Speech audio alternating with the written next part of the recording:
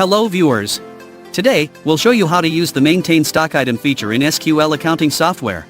This feature allows you to manage all your items and services, including prices, stock details, and other important information to help you manage your business more efficiently. Let's begin. First, at the top of the Maintain Stock Item screen, enter the code and description of your item. You can also assign your item to an item group for better categorization. Next, set your base UOM. This represents the default or smallest unit of measurement for your item. Then, enter your reference cost and reference price, which will serve as the default purchase and sales price. You can also fill in the shelf field as a reference location for your stock. Beside that, you'll find the reorder settings, which help you maintain sufficient stock levels. These settings allow you to preset reminders, ensuring your stock never runs out. Next, you can set the default output tax and input tax code for this item. Whenever you use this item in a transaction, the system will automatically apply the tax code you've preset here. If both the customer and stock item have preset tax codes, the system will prioritize the customer's tax code, followed by the stock item tax code.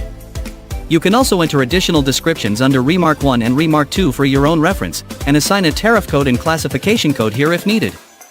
The balance quantity field displays the latest stock balance for that item. Below here, you'll find several useful tabs. Let's go through them one by one. UOM. Here, you can set up multiple units of measurement.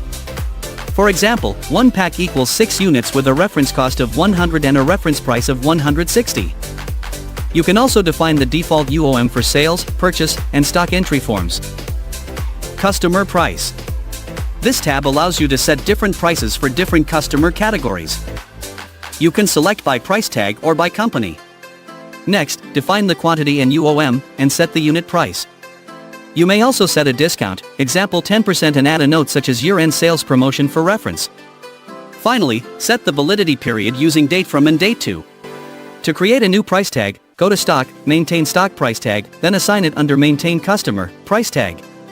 Supplier price works the same way as customer price, but it's used to define special pricing for your suppliers. BOM, which are Bill of Materials. This additional module lets you set up the recipe or components needed to produce a finished product. You can assign raw materials and define the required quantity. More description. Here, you can enter fixed additional descriptions for the item. These details will automatically appear in documents whenever you select the item, saving you time from typing them each time. Opening balance. You can use this tab to enter the opening stock quantity and cost for the item. This ensures your stock records start accurately when first setting up the system. Category. This additional module allows you to set multiple stock categories for reporting purposes, such as country of origin, brand, or product type. It helps organize and analyze stock items more effectively in report. Alternative.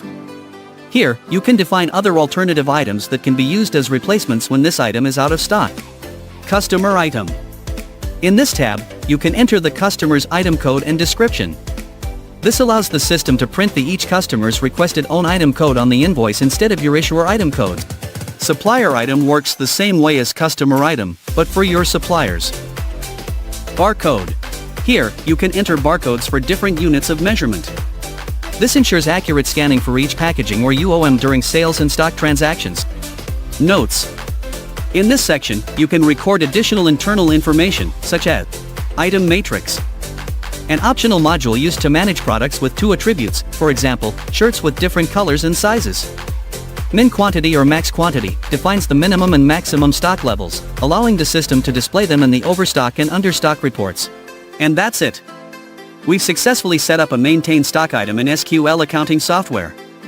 Now, it's your turn. Try these steps and see how quickly you can get the hang of it. Thank you for watching. Subscribe to our YouTube for the latest videos, follow us on Facebook to stay updated, visit our website for important guides. It's so easy.